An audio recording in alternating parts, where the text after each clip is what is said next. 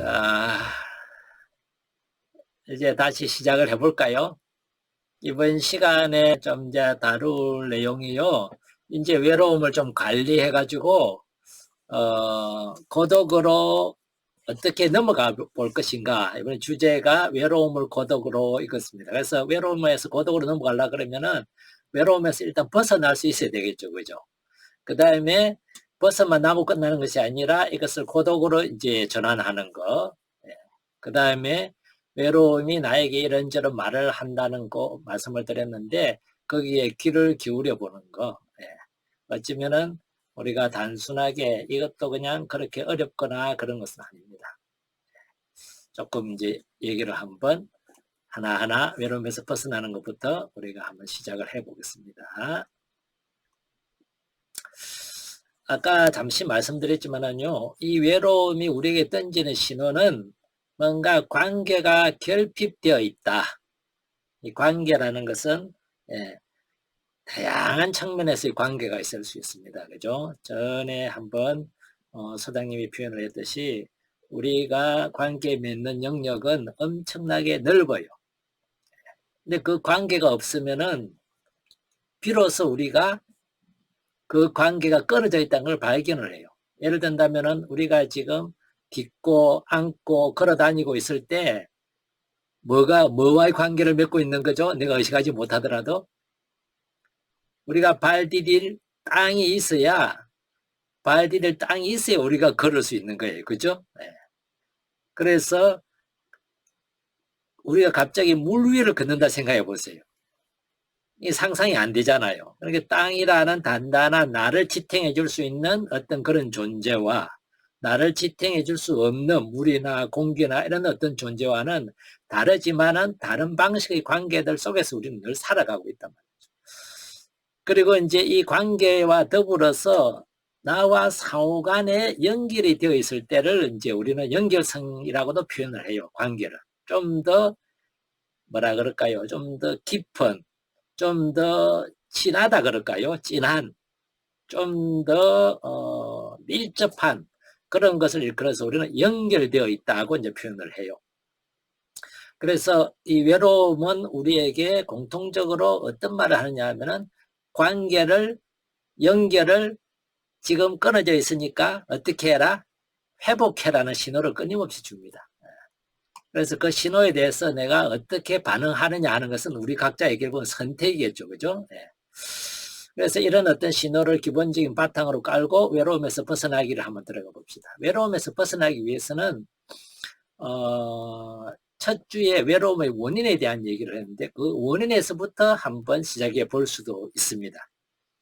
내가 어디에서부터 이 외로움의 뿌리가 이렇게 시작이 되었는지를 찾아서 그 원인에서부터 외로움을 이렇게 이제 벗어나는 걸 시작한다면은 다시 이거는 복습 겸해서 우리가 볼 수가 있을 겁니다. 자, 인지주의라는 그런 어떤 심리학적인 어떤 그 학파들은 외로움은 결국은 자기가 외롭다고 인식하기 하는 데서 비롯되기 때문에 똑같은 상황에서도 어떤 사람은 외롭다고 인식하는 반면에 어떤 사람은 외롭다고 인식하지 않거나 또는 다른 사람과 관계가 나빠진 것을 일시적으로 나빠졌다고 생각할 수 있는데 나는 그것이 관계가 단절되었다, 끊어졌다고 인식을 한다면은 훨씬 외롭게 되겠죠. 그죠? 그래서 외로움의 뿌리 중에 하나가 사람이 어떻게 인식하고 어떻게 생각하느냐에 따라서 외로움이 나한테 올 수도 가중될 수도 있다는 그런 하나의 관점이 이제 인지주의입니다. 그래서 인지주의라는 방식에서 내가 외로움이 시작된다고 여겨진다면요, 내 인식이나 사고방식을 다르게 해보는 것도 중요하겠죠. 그렇게 생각할 필요가 있을까? 저 사람이 나에 대해서 이제 너랑은 다시 안 만나 이렇게 말했을 때 저게 꼭 나랑은 다시 안 만나겠다는 진심의 마음의 표현이었을까? 아니면 지금 뭔가 속상한 표현을 저렇게 하는 것은 아닐까? 다양하게 내 생각이나 사고방식이나 한 마디 인식방식을 다르게 전환해 보는 것도 내 외로움에서 벗어날 수 있는 하나의 방식이라는 거예요. 우리가 아이들한테는 잘해요. 엄마 싫어. 엄마 안 봐. 엄마 저리 가. 이럴 때 우리는 어떻게 반응해요? 얘가 엄마하고 관계를 단절하려고 그러구나. 호적에서 파야 되겠다. 이렇게 안 하잖아요. 그냥 얘가 지금 속이 많이 상했구나. 얘가 화가 많이 났구나. 예. 이렇게 그냥 이해하고 받아들인단 말이에요. 왜 이런 상황에서는 그렇게 인식하고 그렇게 생각을 하게 될까요? 왜 다른 사람이나 다른 어른들에게는 그렇게 안 될까요? 아니면은 안 될까요가 아니라 안 할까요? 결국 이건 우리 인식의 전환이나 다르게 인식하거나 생각함으로 해서 이 외로움에서 어느 정도는 우리가 벗어날 수 있다는 것을 잘 보여주고 있습니다. 그 다음에 이제 행동주의 학파에서는 외로운 이유 중에 하나가 관계를 잘 맺어가는데 내가 익숙해 있지 않거나 그렇게 훈련되어 있지 않다는 것을 이제 전제로 합니다. 그래서 관계를 잘 맺어갈 수 있는 것을 내가 가꾸어 가라. 좀 더 훈련해라. 좀 더 키워라. 그런 어떤 것이 외로움에서 벗어나는 하나의 방식입니다. 여러분들도 아마 그런 경험이 있으실 텐데 어린 나이에는 보면 어떻게 서로 관계를 맺어야 될지를 잘 모르는 경우가 많습니다. 제가 이런 관계 얘기할 때 초등학교, 그때는 초등학교가 없었죠. 국민학교밖에 없었는데 국민학교 다닐 때 제가 마음에 들어하는 여학생이 하나 있었어요. 그런데 그때 제가 관계 맺는 방식은 뭐였냐면은 걔가 고무줄 놀이 하고 있으면 가서 고무줄 끊는 거였어요. 제 마음과 제 행동이 일치가 되는 거였어요. 아니면은 일치가 안 되는 행동이었어요. 전혀 일치되지 않는 행동이죠. 그것을 당하는 아이 입장에서는 내가 자기에 대해서 관심이 있다는 것으로, 그러니까 좋은 관심이 있다는 것으로 받아들일까요? 아니면은 해코지하는 것으로 받아들일까요? 그러니까 마음은 가까워지고 싶은데 실제로 하는 행동은 멀어지게 하는 행동을 하고 있는 거죠. 우리가 일상에서 서로 간의 관계를 맺을 때 이런 것이 비일비재하게 일어납니다. 나중에 후회하잖아요. 그 말 괜히 했어.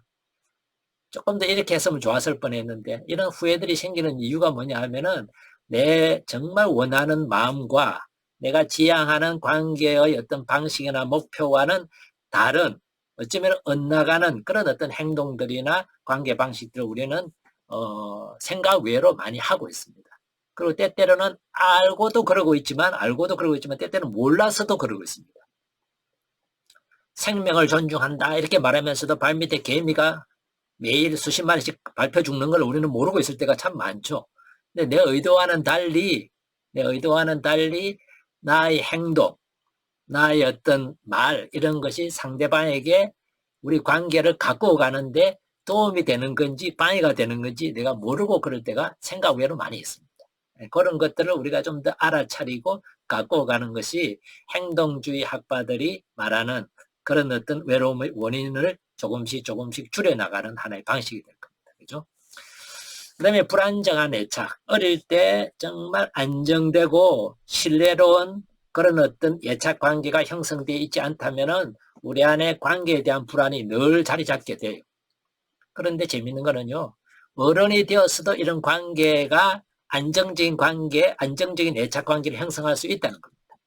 정말 있는 그대로 나를 받아주고 있는 그대로 나를 수용해주고 있는 그대로 나를 사랑해주는 누군가와 만나면 어떨 것 같아요? 이런 불안정한 애착 자체가 극복이 되고 회복이 될 수 있다는 겁니다.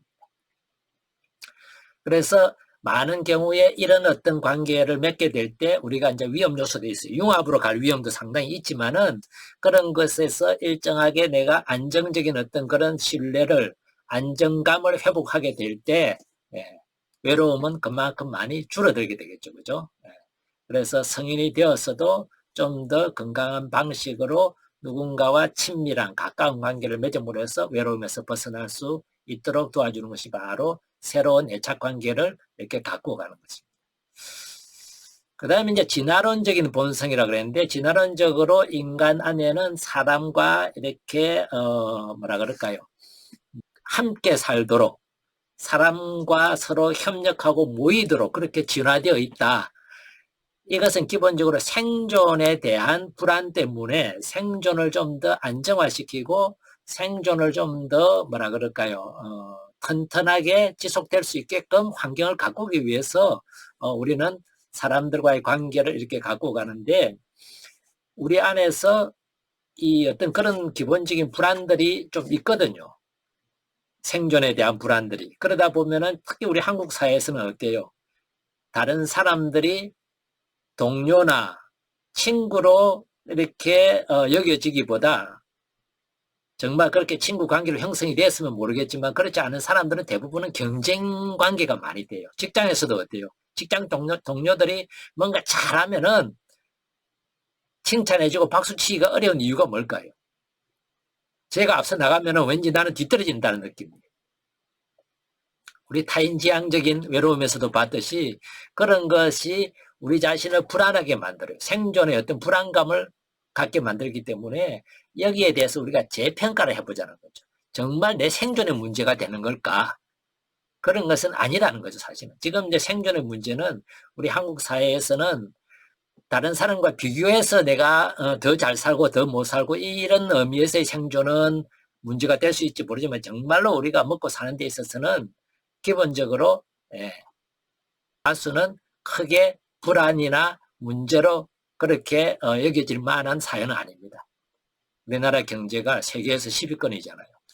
그런 것에 대해서 내가 스스로에도 팩트 체크를 한번 해보자는 것이 외로움에서 벗어날 수 있는 중요한 하나의 겁니다.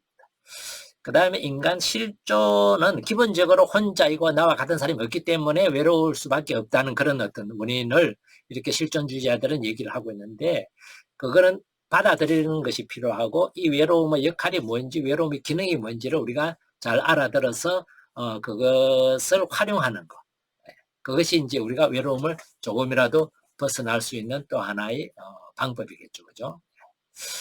이 외로움을 벗어나는 기본적인 이유 원인에서 벗어나기를 했다면은 아까 이제 우리가 좀 다루었던 것은 유형입니다. 내가 가지고 있는 외로움의 유형, 내가 크게 느끼고 내가 자주 느끼고 있는 외로움의 유형이 뭘까를 우리가 조금 찾아봤다면은 거기에서부터 이제 벗어나는 것도 이제 좋은 하나의 방식이 될 수 있겠죠. 그죠? 자, 우리 감정적인 외로움은 결국은 뭐냐 하면은 친밀한 관계를 가꾸라는 거예요. 근데 내 안에서 보면은요, 또 분리될까봐, 이거는 이 유형은요, 원인과도 연결이 돼요.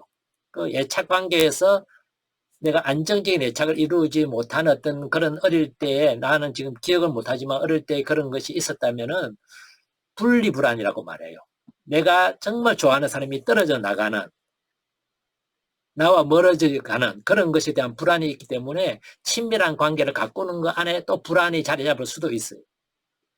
내가 친밀한 관계를 형성을 했는데 막상 형성하고 나니까 이 사람이 나랑 멀어지면 어떨까 하는 불안이 우리가 기본적으로 생길 수 있는 거죠.